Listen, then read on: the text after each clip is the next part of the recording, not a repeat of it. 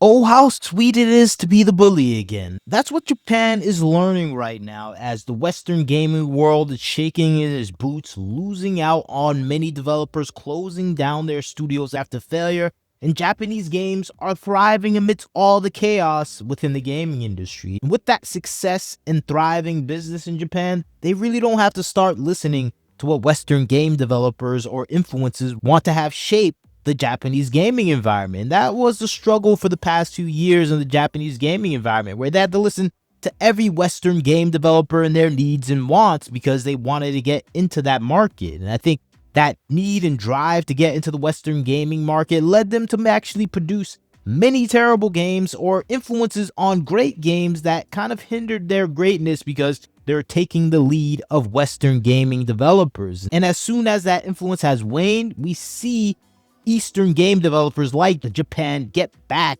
into that mode of creating powerful and the most successful games in the gaming industry today. And it's not only Japan, it's China, it's Korea, it's every Eastern game developer that has consistently saw the Western gaming arena as the end all be all, but now they're seeing their own audience as a stake in the future of the gaming industry. And this is leading to Japan to make some interesting rules and dynamics where they're saying, no, you can't change our art. And that's the main thing gamers in the West had a problem with all the translations and games that were coming out from the East to the West. They were being changed by localizers, they're being manipulated by consultancy firms. Western game developers were interpreting games in a wrong way, or the developers that established studios in the West had them outright fail. And I think that is the thing gamers were tired of seeing in the gaming industry, and we were tired of seeing influence from the Western gaming industry seep into the Japanese environment. But this is now changing as Japan and its government is coming in to interfere with any Western organization that wants to change the creative works of Japanese artists. That includes gaming, that includes manga, that includes all the comic book and all entertainment industries, because it seems like Japan is now realizing it can't be affected by the Western world's policies or ideologies, because that ultimately sullies the actual great work that comes out of Japan. And now we're seeing government action take full force and try to stop the poisoning influence of Western organizations. And I know what you're thinking. What are you talking about? The poisonous influence of Western organizations? I haven't heard of any of this. If you haven't heard any of this, this is something that has been quite the issue for a lot of gamers and people that simply enjoy entertainment from Japanese content creators, whether it's manga, comic book publishers, or it's anime, and it comes down to gaming as well at the focal point. But we've always had trouble in this industry where we have Westerners come in as localizers that translate or redistribute Japanese entertainment content to the West, whether that's gaming, comic books,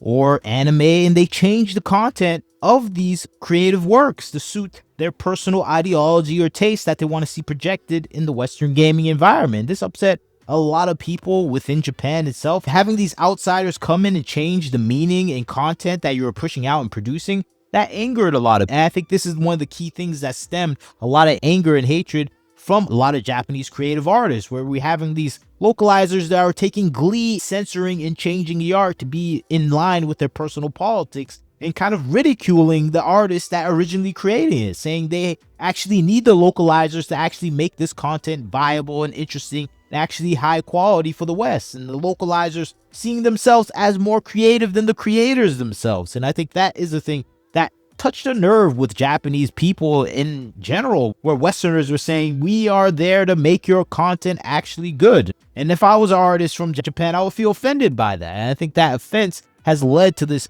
actually sea change in attitude towards localizers in general, where people are now kind of disrespecting localizers, don't take them seriously, and are waiting for AI to replace them. And I think this is just one of the small things that led to this change of attitude towards these Western organizations. I think the biggest thing is the push to actually chokehold and manipulate the culture of Japan. And this is something we've been seeing with so much elements within the gaming industry. You can see this with the collective shout movement that came in, bullying payment processors, discontinue the payments of any game or entertainment content that doesn't follow their personal moral standards of what is acceptable in content for video games. And we saw collective shout push this video gaming censorship and extend out into Steam and itch.io, where both platforms had to push away content that was seen negatively by this group of activists, and this affected a lot of Japanese titles. And I think this is the thing that was actually supported by Visa itself, because it has a long campaign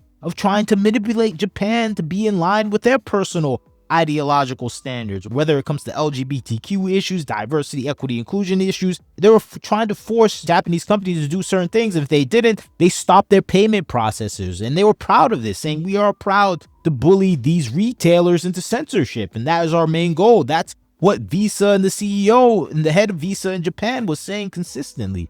And this is the type of people that are out there trying to manipulate the culture of Japan to be in line with this globalized standard that is not in touch with the Japanese culture. And I think that, combined with all those elements, you include Sweet Baby Inc. and all of their ideological trends of trying to force political issues into the gaming world, you have a confluence of Western organizations that are trying to change the culture of Japan. That was a harrowing situation for gamers to see. So much elements trying to change the culture of Japan, not to mention the gigantic investment firms like BlackRock, who are saying consistently they want to change Japan to be more in line with their globalist standard of understanding of how business and culture needs to be in one line. And I think this is the thing that gamers were frustrated with. And we saw this bear fruit in so much titles that came out these past few years, specifically with Square Enix and Sony, where they were putting out so much terrible product, trying to fit and be in line with these Western standard cultural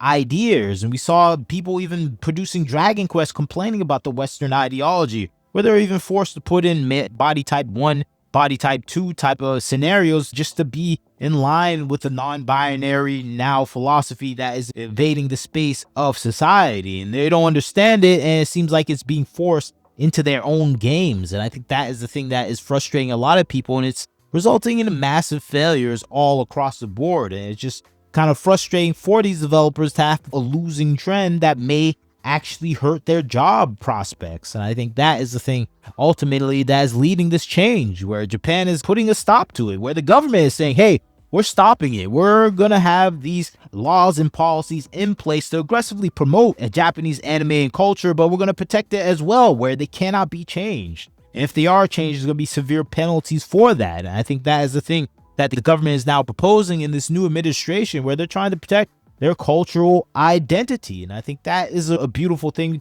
to the ears of gamers that just love Japanese culture, because it seems like a lot of people don't understand what gamers want from Japanese culture. From Japanese culture, we want to see Japanese culture. We don't want to see Western culture and Japanese culture. We want to see Japanese culture itself expressed in a way that is suitable for the people and the creatives that are there. And I think that's the thing people are expecting when we see a Japanese game. We're expecting to see these alien and maybe different ideas and identities of people that have a different perspective on life. We don't want to see the same perspective done over and over again. And I think that's a problem with modern day Western gaming. It's the same ideas kind of regurgitated over and over again. And I think unfortunately for a lot of gamers, we're getting tired of it, and it's leading to massive failures and closures of studios all across the world. So it's no wonder that gamers are excited to see this change from Japan, where Japan is saying, hey, you can't bully us anymore. We're going to take our entertainment and our culture in our own hands. We're not going to let it be dictated by anyone out there that it doesn't belong in this culture. And I think that is a positive thing a lot of gamers are seeing right now, where they're seeing Japan stand up for itself, and we're seeing Square Enix and some other studios doing the same thing, where they're firing the people that have ruined their internal makeup of actually producing good content. They fired multiple people, narrative designers, marketing, people that were just mucking up the ideas that were at the foundation of Square Enix, and they're moving towards actually producing better content. And you can just compare the modern day video gaming world with the gaming world that is actually winning out. It makes clear sense for them to do this, because the games that are making a lot of money are not the games that are steeped in these ideologies that are the antithesis of what Japanese game developers are willing to make and produce. And I think unfortunately for a lot of developers in the West, it's never going to change. And it seems like Japan is realizing they got to change in order to win and actually achieve some sort of stability within the market and superiority in the market, because that's what's happening right now. They're achieving superiority because Western gaming is just sorely lagging behind, and it's lagging behind for a long time now. And that's unfortunate for the gaming industry, but it's fortunate for Japan, where they can start setting demands, creating policies, and trying to push out anyone trying to influence them. And that's what they're doing. They're creating payment processing systems. They're creating legal policies to protect their gaming environment, and hopefully it works out, because that's what's best for the gamer. At least that's my thoughts, but maybe you disagree with me. Tell me what you think. Like, comment, share, subscribe. This is Wagner Knows Why. Catch you next time.